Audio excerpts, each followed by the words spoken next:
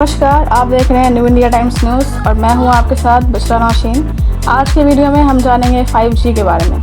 जी हां, 5G wireless तकनीक का नवीनतम नेटवर्क है। इसका उपयोग मोबाइल फ़ोन और ब्लूटूथ डिवाइस जैसे उपकरणों के बीच डेटा संचारित करने के लिए किया जाता है। 5G एक प्रकार की ऊर्जा पैदा करके काम करता है जिसे इलेक्ट्रोमैग्नेटिक रेडिएशन कहा जाता है। यह पिछले वायरलेस नेटवर्क की तुलना में उच्च आवृत्तियों का उपयोग करता है, जिससे यह तेज़ और अधिक कुशल हो जाता है। नतीजतन चिंता है कि 5G स्वास्थ्य को कैसे इफेक्ट करता है, लेकिन वर्तमान में 5G से जुड़े कोई ज्ञात स्वास्थ्य जोखिम नहीं है। 5G के बारे में जानने के लिए और अब तक के शोध क्या कहते हैं, ये जानने के लिए ये वीडियो पूरा अंत तक ज़रूर देखें। तो आइए जानते हैं 5G क्या है। 5G का अर्थ है 5th जनरेशन यानी 5वीं पीढ़ी। 2019 में 5G नेटवर्क जारी किए गए थे। वायरलेस तकनीक लगातार विकसित हो रही है। लगभग हर 10 वर्षों में मोबाइल कंपनियां वायरलेस सिस्टम की एक नई पीढ़ी जारी करती है। प्रत्येक पीढ़ी पिछली पीढ़ी का एक अधिक उन्नत संस्करण है। 5G तेज मोबाइल संचार प्रदान करता है। इससे इलेक्ट्रोमैग्नेटिक उपकरणों और सेवाओं की बढ़ती संख्या का समर्थन करने की उम्मीद है, जिनमें शामिल है सेल्फ ड्राइविंग कार, आभासी वास्तविकता उपकरण, सुदूर और दूरस्थ निगरानी और टेलीसर्जरी। 5G इलेक्ट्रोमैग्नेटिक स्पेक्ट्रम पर उच्च आवृत्तियों का उपयोग करके काम करता है। आवृत्तियां 3.5 गीगाहर्ट्ज से लेकर कई दसियों गीगाहर्ट्ज तक होती है। 5G लॉन्च होने से पहले इन उच्च आवृत्तियों का उपयोग मोबाइल नेटवर्क में नहीं किया जाता था। वे आमतौर पर सुरक्षा स्कैनर जैसे उपकरणों में उपयोग किए जाते थे। ये ध्यान देने योग्य है कि विद्युत चुंबकीय आवृत्तियों का उत्पादन बिजली का उपयोग करने वाली किसी भी चीज़ से होता है, जिनमें माइक्रोवेव, बिजली की लाइनें और कंप्यूटर शामिल हैं। 5G भी बीम फॉर्मिंग नामक एक विधा का उपयोग करता है जो डेटा को सीधे डिवाइस पर भेजता है। यह पिछले पीढ़ियों से अलग है। आइए अब जानते हैं कि क्या 5G तकनीक का स्वास्थ्य पर कोई प्रभाव पड़ता है। WHO यानी विश्व स्वास्थ्य संगठन के अनुसार 5G में उपयोग की जाने वाली आवृत्तियों पर सीमित शोध है। 2017 में हुए एक छोटे से अध्ययन ने दिखाया कि मोबाइल फ़ोन 1.8 से 2.2 गीगाहर्ट्ज की आवृत्तियों का उपयोग करते हैं। WHO के अनुसार ये आवृत्तियाँ ऊतक के ताप का कारण बनती हैं। टिश्यू हंटिंग तब होता है जब आपकी त्वचा विद्युत चुंबकीय ऊर्जा को अवशोषित करती है। इससे आपके मस्तिष्क और शरीर के तापमान में मामूली वृद्धि होती है।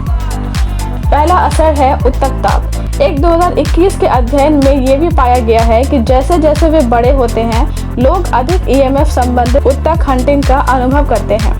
इसके अलावा EMF जितना अधिक होगा उतना ही वे अवशोषित करेंगे। ऐसा इसीलिए है क्योंकि वृद्ध व्यक्तियों में त्वचा की मोटाई और रक्त प्रवाह कम हो जाता है। हालांकि ऊतक हंटिंग को अकाल्पनिक और न्यूनतम माना जाता है। ये निर्धारित करने के लिए अधिक शोध आवश्यक हैं कि 5G विशेष रूप से मानव ऊतक को कैसे इफेक्ट करता है। नंबर 2, संज्ञानात्मक समारोह।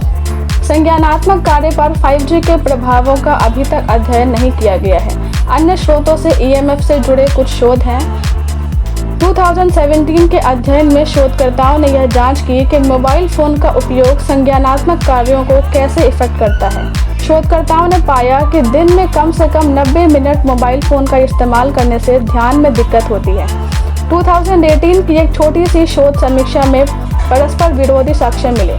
शोधकर्ताओं ने EMF और संज्ञानात्मक कार्य के संबंध में 43 अध्ययनों की जांच की। उन्होंने निष्कर्ष निकाला कि EMF और संज्ञानात्मक चिंताओं के बीच कोई ठोस संबंध नहीं है।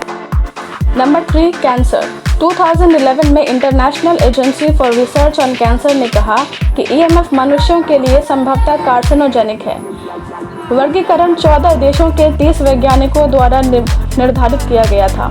आज तक अधिकांश अध्ययनों ने EMF और ब्रेन कैंसर के बीच संभावित लिंक की जांच की है, लेकिन परिणाम असंगत रहे हैं।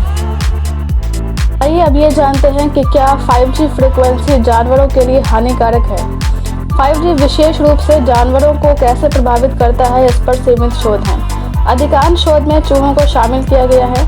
उदाहरण के लिए 2019 में हुए एक पशु अध्ययन में पाया गया कि मोबाइल फ़ोन के EMF चूहों में DNA स्थिति से जुड़े हुए हैं। एक और अध्ययन में पाया गया कि किसी भी आवृत्ति के EMF नर्वस सिस्टम को नुकसान पहुंचा सकते हैं।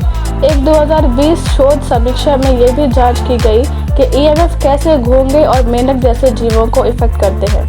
शोधकर्ताओं ने निर्धारित किया कि यह स्पष्ट नहीं है कि EMF का जानवरों पर नकारात्मक प्रभाव पड़ता है या नहीं। ये निर्धारित करने के लिए अधिक शोध की आवश्यकता है कि 5G जानवरों को कैसे प्रभावित करता है। स्वास्थ्य जोखिमों के बारे में झूठे दावे। 5G के रिलीज होने के बाद से सोशल मीडिया पर इसकी सेहत को लेकर कई झूठे दावे सामने आए हैं, जैसे कि कोविड-19 के टीकों में 5G माइक्रोचिप होते हैं। 5G रिलीज का उपयोग 5G रिलीज का उपयोग कोविड-19 महामारी को कवर करने के लिए किया जाता है। 5G सिर दर्द, चक्कर और माइग्रेन का कारण बनता है। इन दावों के पीछे कोई सबूत नहीं है। 5G और नया कोरोना वायरस। जी हाँ, एक मिथक ये भी है कि 5G मोबाइल नेटवर्क नए कोरोना वायरस SARS-CoV-2 से जुड़े हुए हैं, जो कोविड-19 की स्थिति का कारण बनता है। यह गलत है। अफवाहों के मुताबिक 5G से सीधे तौर पर वायरस फैलने की बात कही जा रही है, लेकिन वायरस सांस लेने की बूंदों से फैलता है, वायरलेस नेटवर्क से नहीं। कुछ अफवाहों का दावा है कि 5G आपकी प्रतिरक्षा प्रणाली को दबा देता है, जिससे आपको SARS-CoV-2 के अनुबंध का जोखिम बढ़ जाता है, लेकिन ये भी झूठ है। इस बात का कोई प्रमाण नहीं है कि EMF या 5G वायरल संक्रमण के विकास के अधिक जोखिम को प्रभावित करता है। 5G सबसे नया वायरलेस नेटवर्क है। ये उच्च विद्युत चुंबकीय आवृत्तियों का उत्पादन करके तेजी से मोबाइल संचार प्रदान करता है। वर्तमान में इस बात का कोई ठोस प्रमाण नहीं है कि 5G मनुष्यों या जानवरों के स्वास्थ्य पर नकारात्मक प्रभाव डालता है। अधिकांश शोधकर्ताओं ने सामान्य रूप से EMF का अध्ययन किया है और मिश्रित परिणाम दिए हैं। हालांकि 5G को समझने के लिए और अधिक रिसर्च की आवश्यकता है। ये बात स्पष्ट है कि 5G SARS-CoV-2 के अनुबंध से जुड़ा नहीं है और ये नए कोरोना वायरस को नहीं फैलाता है और न ही आपको वायरल संक्रमण के प्रति अधिक संवेदनशील बनाता है। तो दोस्तों, ये थी हमारी आज की वीडियो। इसे लाइक करें, अपने दोस्तों में शेयर करें ताकि उन्हें ये महत्वपूर्ण जानकारी मिल सके। धन्यवाद।